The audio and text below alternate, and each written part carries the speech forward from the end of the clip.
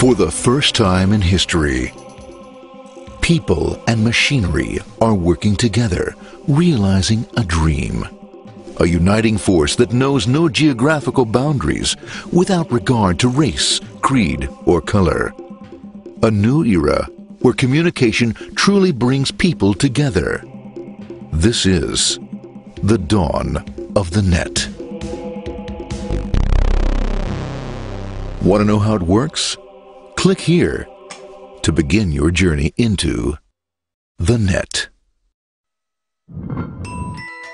Now, exactly what happened when you clicked on that link?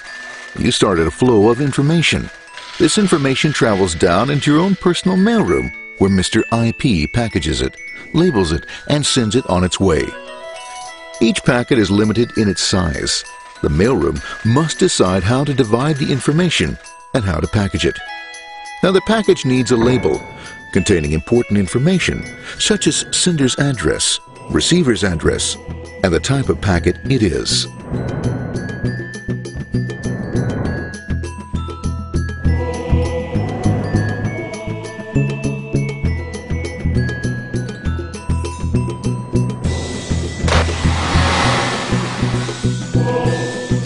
Because this particular packet is going out onto the internet, it also gets an address for the proxy server, which has a special function, as we'll see later.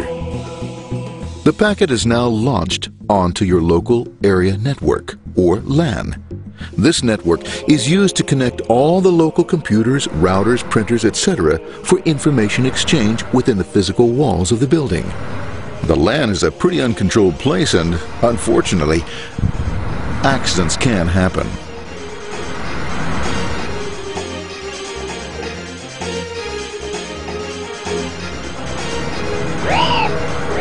The highway of the LAN is packed with all types of information.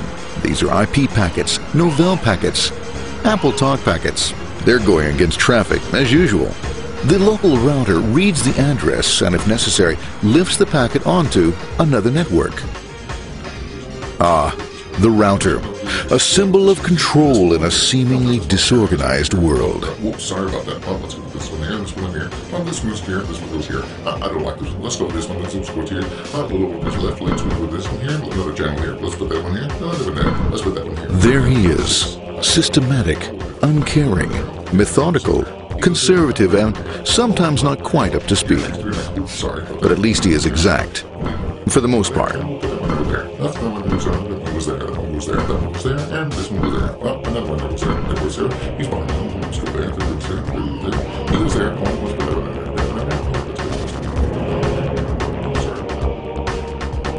there. As the packets leave the router, they make their way into the corporate intranet and head for the router switch. A bit more efficient than the router switch plays fast and loose with IP packets, deftly routing them along their way.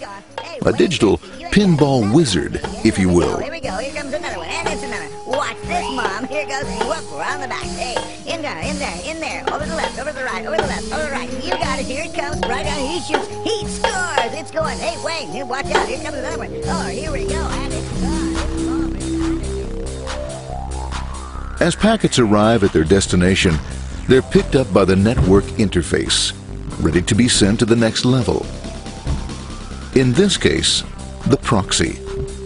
The proxy is used by many companies as sort of a middleman in order to lessen the load on their internet connection, and for security reasons as well.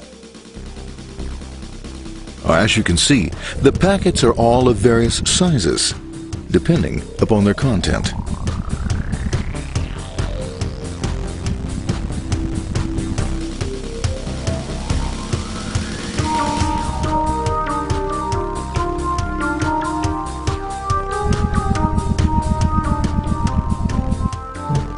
The proxy opens the packet and looks for the web address, or URL. Depending upon whether the address is acceptable, the packet is sent onto the internet.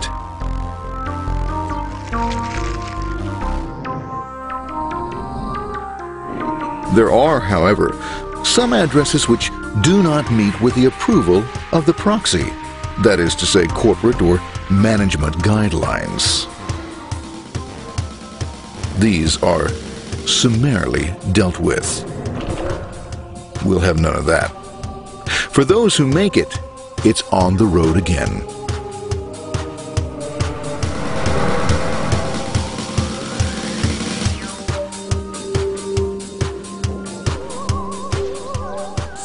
Next up, the firewall. The corporate firewall serves two purposes. It prevents some rather nasty things from the internet from coming into the intranet, and it can also prevent sensitive corporate information from being sent out onto the internet. Once through the firewall, a router picks up the packet and places it onto a much narrower road, or bandwidth, as we say.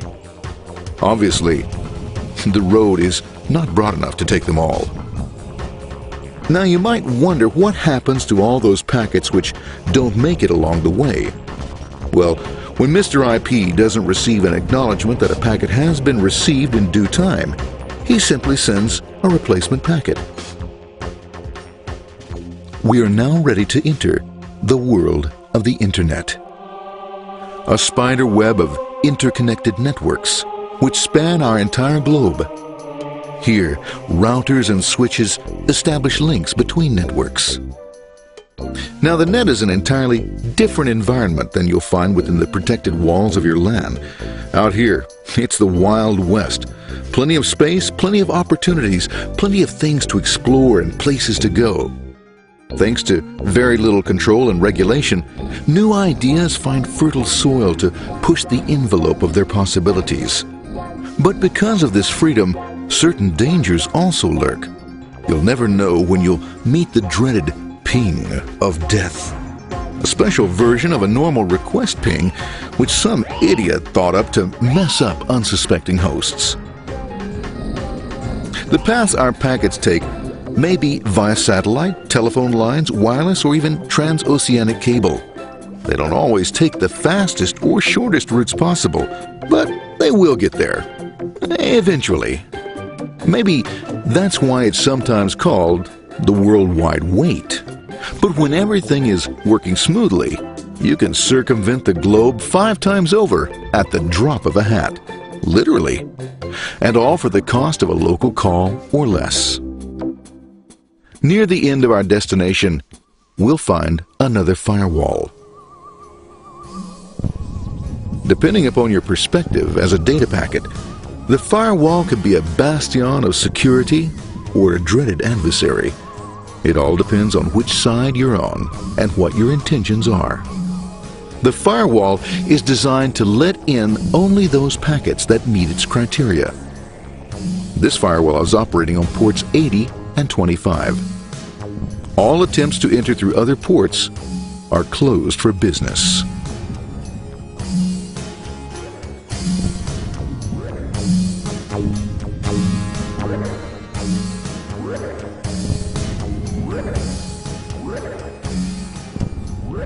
Port 25 is used for mail packets, while Port 80 is the entrance for packets from the Internet to the web server. Inside the firewall, packets are screened more thoroughly. Some packets make it easily through customs, while others look just a bit dubious.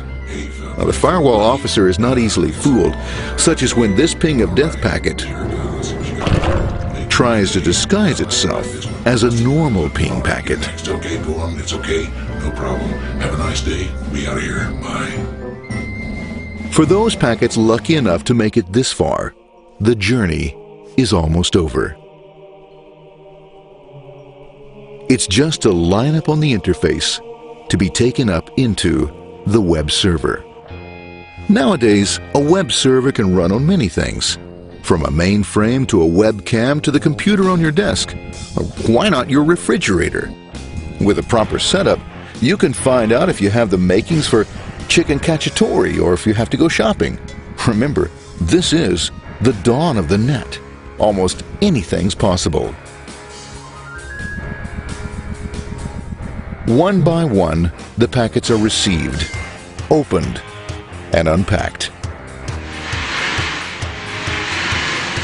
The information they contain, that is, your request for information, is sent on to the web server application.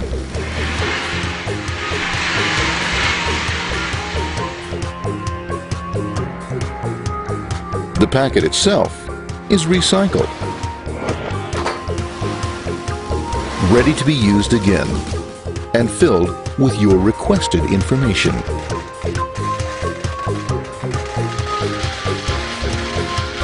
Addressed and sent out on its way back to you. Back past the firewall, routers, and on through to the internet. Back through your corporate firewall.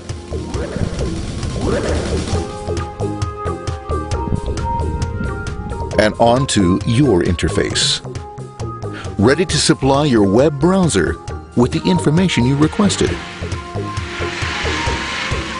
That is, this film.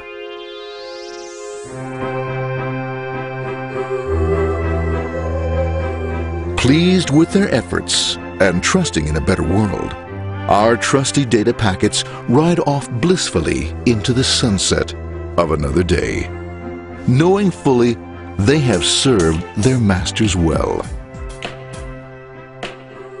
Now, isn't that a happy ending?